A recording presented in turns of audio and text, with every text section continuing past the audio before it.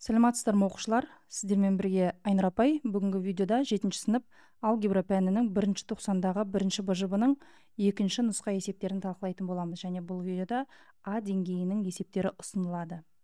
Видеоға лайк басып, каналға тіркеліп және қоңыраушаны басуды ұмытпаңыздар. Сонымен қатар осы видеоны достарыңызға да жібере отырыңыздар. Ал біз бастайық. Сонымен 1-ші БЖБ бұл бүтін көрсеткішті дәреже тақырыбына арналған. 2-ші нұсқада келесідей 4 тапсырма берілген. Олай болса, бірінші есепті қарастырайық, өрнектің мәнін табыңдар дейді. Бірінші өрнекті мына жерге көшіріп жазып алайын. Енді мына жерде көріп отырғанымыздай 16, 64 және 4 деген сандардың барлығын негізін 4 арқылы жазуға болады. 3-тің 7 дәрежесін көшіріп жазып қоямыз. Көбейту 16 дегеніміз ол 4-тің 2 дәрежесі. Міне біз қазір 16-ны жаздық және оның -8 дәрежесі тұр. Осылай жазып қоямыз. Бөлімінде дәл сондай жасаймыз. 64 дегеніміз ол 4-тің 3 дәрежесі. Міне қазір біз 64-ті жаздық және оның мына -7 дәрежесін ұмытпаймыз. Көбейту 4-тің 2 дәрежесі. Енді мына жақшаларды ашамыз. Ол үшін 3-тің 7 дәрежесін жазып қоямыз. Көбейту 4-тің 2 дәрежесінің -8 дәрежесі. Дәреженің дәрежесі болса бір-біріне көбейтіледі. 4-ті жазып қоямыз. 2-ні -8-ге көбейтсек, -16. Бөлімінде 4-ті жазып қоямыз. 3 дәреженің -7 дәрежесі, яғни бұл жерде де көбейтіледі. 3-ті 7-ге көбейтсек, -21 дәреже болады. Көбейту 4-тің 2 дәрежесі.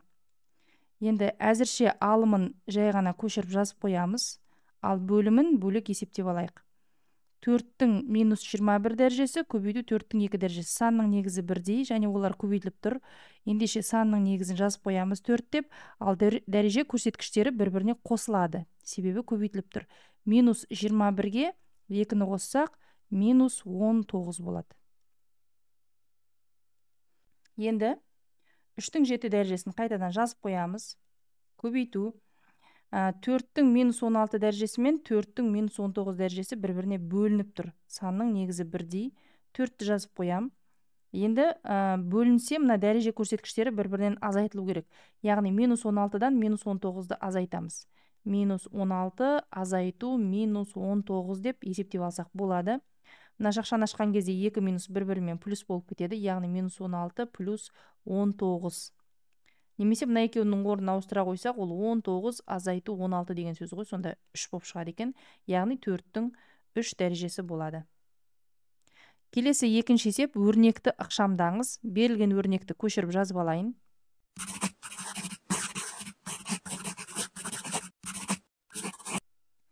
Өрнегіміз көшіріліп жазылды. Енді мына жерде жақшаның -3 дәрежесі болып тұр. Мына минустан құтылу үшін жақшаның ішіндегі бөлшекті кері санға айналдырып жазуға болады. Кері сан дегеніміз алымы мен бөлімінің орнын ауыстырамыз деген сөз. Яғни алымында 2m-нің -3 дәрежесі болады. Бөлімінде n-нің -5 дәрежесі болады. Енді осының барлығының 3 дәрежесі болады. Көбейту 8, n-нің 5 дәрежесі, m-нің 3 дәрежесі деп көшіріп аламыз. Енді мына жақшаны ашамыз. Мына 3 дәреже жақшаның ішіндегі барлығына қатысты. Сондықтан әр қайсысын 3 дәрежеге шығарып шығамыз. 2-нің 3 дәрежесі дегеніміз 2-ні өз-өзіне 3 рет көбейту, яғни ол 8 болады. Көбейту m-нің -3 дәрежесінің 3 дәрежесі, дәреже мен дәреже көбейтіледі. Ендеше m-нің -9 дәрежесі. Ал бөлімінде n-нің -5 дәреженің 3 дәрежесі бір-біріне көбейтіледі. Дәреже көрсеткіштері -15 дәреже болады. Көбейту 8, n-нің 5 дәрежесі, m-нің 3 дәрежесі. Сан мен санды көбейтіп жібереміз. 8, 8-ге көбейтсек 64. Енді m-дерді есептейік. m-нің -9 дәрежесі көбейту m-нің 3 дәрежесі. Санның негізі m және олар көбейтіліп тұр. Ендеше мына дәреже көрсеткіштері қосылады. -9-ға 3-ті қоссақ, -6 болады. Енді келесі n-нің 5 дәрежесі, ал мына n-нің 15 дәрежесі бөлініп тұр. Ендеше дәреже көрсеткіштері бір-бірінен азайтылады. 5-тен азайтамыз -15-ті. 5 азайту -15. Жақшаны ашатын болсақ, 2 минус бір-бірімен плюс болып кетеді де, 5 қосу 15 тең 20-ға болады. Яғни n-нің 20 дәрежесі болады екен. Келесі үшінші есеп, екі планетаның ара қашықтығы мынандай үлкен санмен жазылған метр екен. Енді А нұсқасында берілген қашықтықты метрмен стандарт түрде жазыңыз дейді. Осы жерде енді мына стандарт түрде жазу дегенді түсіндіріп кетейін. Стандарт түрде жазу дегеніміз белгілі бір санды А көбейту 10-ның n дәрежесі түрінде жазу деген сөз. Бұл жердегі А дегеніміз ол, яғни 0-ден 10-ға дейінгі сандар. 1-ден бастап 9-ды қоса алғандағы сандар осы А болады. Ендеше, қазір біз мына А тапсырмамызды орындайық, сол кезде сіздерге түсінікті болады. Мына санымызды жазып аламыз. 2054 сандар. Енді мына нөлдерін санайық. 1, 2, 3, 4, 5, 6, 7, 8, 9 нөл бар екен. 1, 2, 3, 4, 5, 6, 7, 8, 9 метр. Енді осыны біз жаңа айтқанбыз, мына А дегеніміз, мына сандардан 1 мен, яғни 0 мен 10-ның арасындағы санды алуымыз керек. 2-ні аламыз, себебі 20-ны алсақ, ол 10-нан асып кетеді, сондықтан 2-ден кейін үтірді айырамыз. 2 бүтін 1000-54 деп жазып аламыз, көбейту. Енді осы үтірден кейін неше орын бар, 10-ның сонша дәрежесі дейміз. Яғни міне үтір мына жерге қойылды, санаймыз. 1, 2, 3, 4, 5, 6, 7, 8, 9, 10, 11, 12. 10-ның 12 дәрежесі метр болады. Міне мынау стандарт түрінде жазылғаны. Келесі Б тапсырмасы. Метрмен стандарт түрде жазылған қашықтықтың мәнді бөлігі мен ретін жазып көрсетіңіз дейді. Енді бұл жердегі мәнді бөлігі дегеніміз, ол мына саны 2,1054, ал реті дегеніміз, ол мына 10-ның неше дәрежесі болады, сол реті болады. Яғни реті 12 болады. Келесі С тапсырмасында метрмен стандартты түрде жазылған қашықтықты километрге айналдырып жазыңыз дейді. Мына стандартты түрде жазылған қашықтықты аламыз. 2,1054 көбейту 10-ның 12 дәрежесі метр. Енді осыны километрге айналдыруымыз керек. 1 километрде 1000 метр бар екенін білеміз. Мына жерге жазайын. 1 километр ол 1000 метр. Ал 1000 метр дегеніміз ол 10-ның 3 дәрежесі деген сөз, метр. Яғни міне осы 10-ның 3 дәрежесіне мынаны бөлуіміз керек. Сонда 2,1054 көбейту. Енді міне мына 12 дәрежеден 3 дәрежені азайып тастаймыз. Сонда 10-ның 9 дәрежесі километр шығады. Келесі Д тапсырма. Бір планетадан екіншісіне күн сәулесі қанша секундта жететінін табыңыз дейді. Жарықтың жылдамдығы берілген, 3 көбейту 10-ның 8 дәрежесі метр секунд. Олай болса жазып алайық. В белгілі, 3 көбейту 10-ның 8 дәрежесі метр секунд. Және бізде ара қашықтықта белгілі, S мінекей 2,1054 көбейту 10-ның 12 дәрежесі метр. Өлшем бірлігі метр болғандықтан дәл осы көрсеткішті аламыз. Енді бізге уақытты табу керек. Т-ны табу үшін ара қашықтық S-ті жылдамдық V-ға бөлеміз.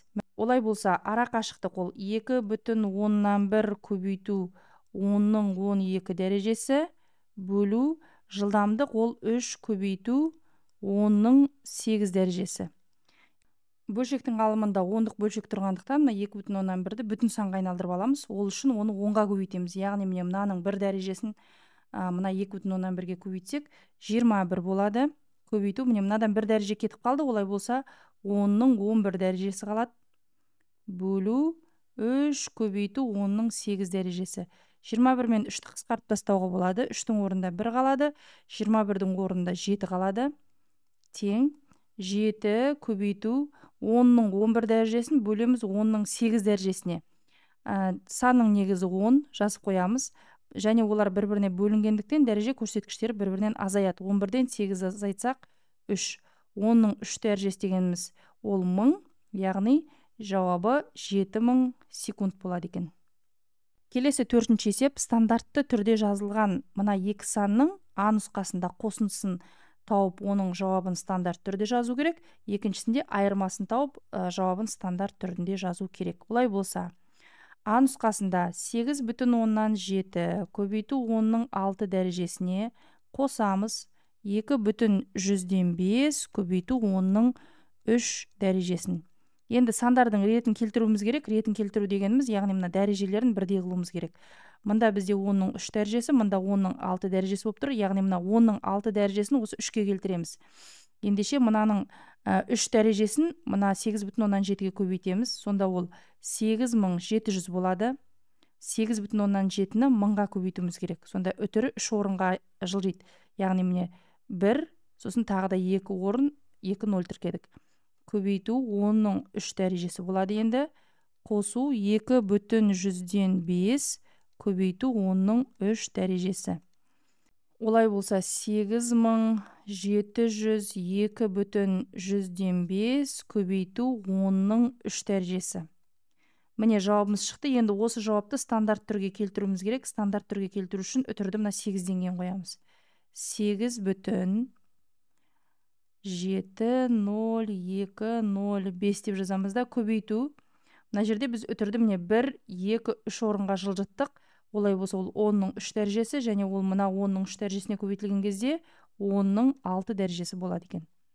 Дәл сондай қылып осы екі санды бір-бірінен азайтамыз. 8,7 көбейту 10-ның 6 дәрежесі, азайту 2/105 көбейту 10-ның 3 дәрежесі. Дәл жаңағыдей ретін бірдей қыламыз, яғни 8700 көбейту 10-ның 3 дәрежесі, азайту 2/105 көбейту 10-ның 3 дәрежесі. Енді 8700-ден азайтамыз 2/105-ті. Сол кезде 8697/100-ден 95 көбейту 10-ның 3 дәрежесі болады.